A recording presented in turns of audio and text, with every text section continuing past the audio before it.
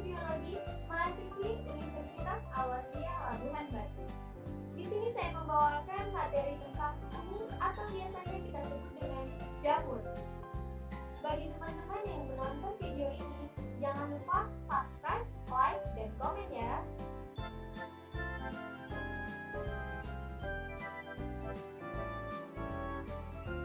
Nah, di sini saya akan menjelaskan tentang ciri-ciri jamur dan pengklasifikasiannya. Yang pertama yaitu ciri-ciri jamur. 1. Jamur tidak memiliki klorofil. Nah, di sini pasti kalian bingung kan? Kalau jamur tidak memiliki klorofil, lalu bagaimana jamur berfotosintesis? Itu artinya jamur tidak dapat membuat makanannya sendiri atau disebut dengan heterotrof. Meskipun begitu, jamur dapat memperoleh nutrisi dengan mendapatkan makanannya dengan beberapa cara, yaitu 1. Dengan cara saprofit, yaitu dengan menguraikan sisa-sisa organisme yang telah mati, contohnya di pohon-pohon yang udah lapuk. Nah, nanti jamur akan tumbuh di sana, biasanya bentuknya seperti puting, warnanya putih. Yang kedua, dengan cara parasit, yaitu memperoleh makanan dengan cara menyerap nutrisi dari organisme hidup atau inangnya. Yang ketiga, dengan cara bersimbiosis, yaitu bersimbiosis dengan organisme lain yang saling menguntungkan. Misalnya, jamur dengan alga hijau yang disebut dengan lichen. Nah, simbiosis ini disebut dengan simbiosis mutualisme yang saling menguntungkan. Jamur, dia bisa mendapatkan zat makanan dari alga, sedangkan keuntungan dari alga, dia bisa membuat zat makanan untuk berfotosintesis dari jamur. Kedua, struktur tubuh jamur bersifat uniseluler atau multiseluler atau bersel banyak. Yang ketiga, meskipun demikian, jamur tersusun oleh sel eukariotik, yaitu selnya telah memiliki membran inti. Nah, jika tadi saya sudah menjelaskan ciri-ciri dari jamur, sekarang saya akan menjelaskan klasifikasi jamur berdasarkan reproduksi seksualnya.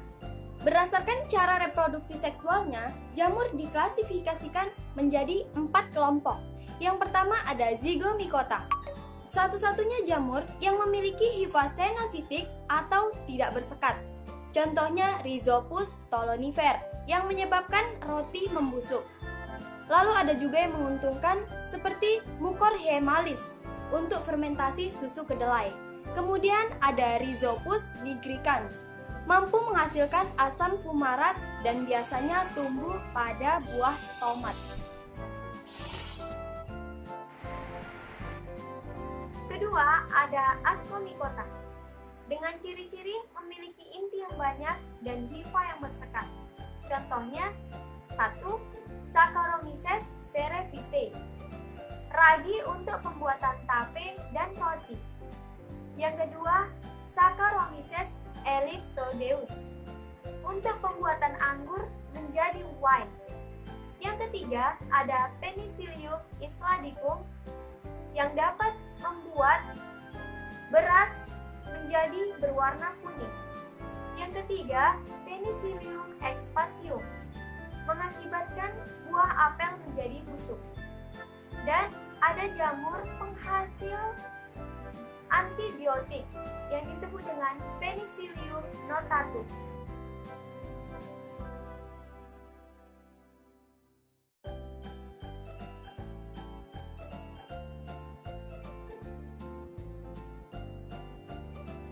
Yang ketiga ada Basidiomycota. Nah, jamur Basidiomycota ini adalah jamur yang biasanya kita konsumsi. Jamur ini memiliki ciri utama, yaitu memiliki basidiokarp dan memiliki badan buah seperti payung, kuping, dan setengah lingkaran. Contohnya 1. Volvariella valvaceae atau jamur merang. Nah, ini jamur yang biasanya kita makan. Biasanya jamur ini tumbuh di bekas-bekas sawit gitu kan. Kedua ada Auricularia politica atau jamur kuping. Biasanya hidup di kayu yang lapuk. Nah, biasanya kayu-kayu yang lapuk itu bila terkena hujan, dia akan tumbuh jamur putih, yaitu disebut disebut dengan jamur kuping. Yang ketiga ada Pleurotus astreatus atau jamur tiram. Ini jamur yang biasanya dibudidayakan oleh masyarakat lalu dijual. Keempat ada Amanita caesaria atau jamur kaisar untuk bahan makanan. Yang kelima ada Amanita phalloides. Amanita phalloides ini, jamur ini menghasilkan racun. Nah, jadi ingat ya, nggak semua jamur bisa dimakan. Contohnya jamur Amanita phalloides ini.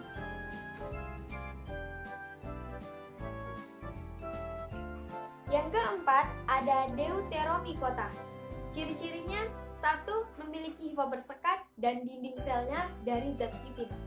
Kedua, jarang membentuk tubuh buah dan berukuran mikroskopis. Nah, berukuran mikroskopis berarti kita tidak bisa melihatnya dengan mata telanjang, melainkan dengan mikroskop. Ketiga, hidup secara saprofit dan parasit. Nah, parasit di sini berarti kita tahu parasit itu merugikan. Keempat, ada reproduksi seksualnya belum diketahui. Kita ke peranan jamur Deuteromycota. Yang pertama ada Tinea Kerschkaler, yaitu yang menyebabkan penyakit panu. Yang kedua, Trichophyton, yang mengakibatkan penyakit kulit ringworm pada manusia. Ringworm ini biasanya pada kulit manusia itu dia ciri-cirinya gatal seperti panu, cuman dia berwarna merah. Ketiga ada Helminthosporium oryzae, parasit yang merusak kecamba atau perusak tanaman budidaya. Baik, mungkin ini saja yang dapat saya sampaikan di video ini. Jika ada kesalahan kata dari saya dalam menyebutkan kata-kata yang mungkin kurang menurut Anda, saya mohon maaf.